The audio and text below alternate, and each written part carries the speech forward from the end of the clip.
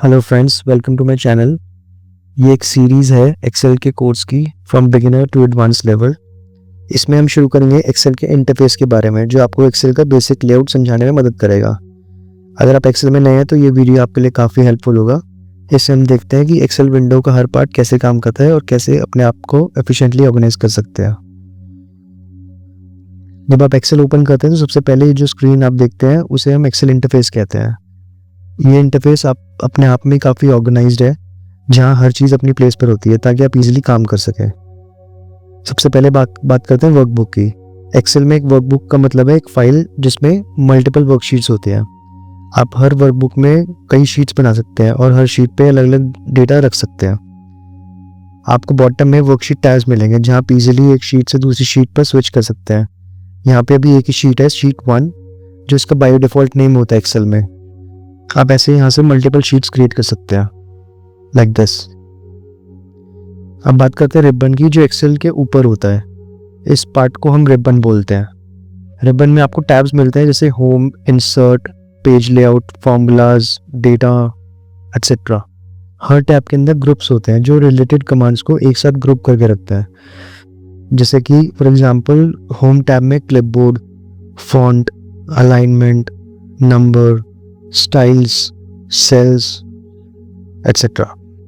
अगर आपको फॉर्मूलाज लिखने हैं या किसी स्पेसिफिक सेल का कोई कंटेंट देखना है तो आपको फॉर्मूला बार में दिखेगा ये फॉर्मूला बार होता है। आप यहाँ पे कोई भी सेल सेलेक्ट करेंगे तो उसका कंटेंट ये फॉर्मूला आपको यहाँ पर दिखेगा।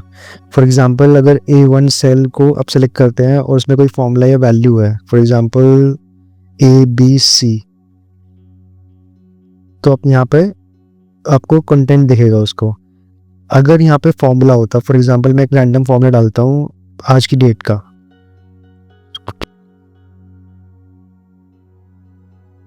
तो यहाँ पर आपको डेट दिखेगी। बट अगर आप इसको सिलेक्ट करेंगे तो यहाँ पे आपको फॉर्मूला दिखेगा। इसके जस्ट लेफ्ट में है नेम बॉक्स। नेम बॉक्स आपको करंट सेल का लोकेशन दिखाएगा। जैसे अगर आपका सेल A1 को सिलेक्ट करते हैं तो यहाँ पर A1 दिखाएगा। अगर आप C2 पे करते हैं, जैसे C column and second row, तो आपको यहाँ पे C2 दिखाएगा। अब एक्सेल में जो वर्टिकल सेक्शंस होते हैं उन्हें हम कॉलम्स बोलते हैं, जैसे A B C D E F G H। Horizontal sections जो होते हैं उनको हम रोज बोलते हैं, 1 2 3 4 5 6 7 8 9 10 एटसेट्रा। रोज एंड कॉलम्स का जो इंटरसेक्शन पॉइंट होता है उसको हम सेल बोलते हैं। तो जैसे B कॉलम एंड रो 3, तो B3 इसका लोकेशन हो गया और इस पार्ट को हम बोलते हैं सेल। एक्सेल विंडो के नीचे आपको स्टेटस बार मिलता है। ये बार आपको सिलेक्टेड सेल्स का क्विक समरी देता है, जैसे सम, एवरेज या काउंट।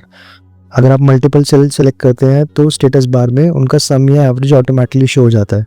आप राइट क्लिक करके स्टेटस बार को कस्टमाइज कर सकते हैं और अपनी ज़रूरत के हिसाब से ऑप्शन सेलेक्ट कर सकते हैं, जो आपको चाहिए, जो आपको हटाना है। एक्सेल में एक और इम्पॉर्टेंट फीचर है क्विक एक्सेस टूल बार। ये टूल बार आपको रिबन के ऊपर मिलता है। यहाँ आपके फ्रीक्वेंटली यूज कमांड्स को ऐड कर सकते हो, जैसे सेव, अंडू, रीडू। और यहाँ से आप कुछ और आपको ऐड करना हो तो आप वो ऐड कर सकते हो, और कुछ आपको रिमूव करना तो आप रिमूव कर सकते हो। तो इस वीडियो में मैंने आपको बताया एक्सेल के बेसिक इंटरफेस के बारे में। जब आपको एक्सेल के लेआउट का बेसिक अंडरस्टैंडिंग होगा तो आप अपने काम को बहुत ईजिली ऑर्गेनाइज कर सकते हो और एफिशिएंसी से काम कर सकते हो। अगर आपको वीडियो पसंद आई तो प्लीज़ लाइक करो, सब्सक्राइब करो और शेयर करो उन दोस्तों के साथ में जो एक्सेल सीखना चाहते हैं।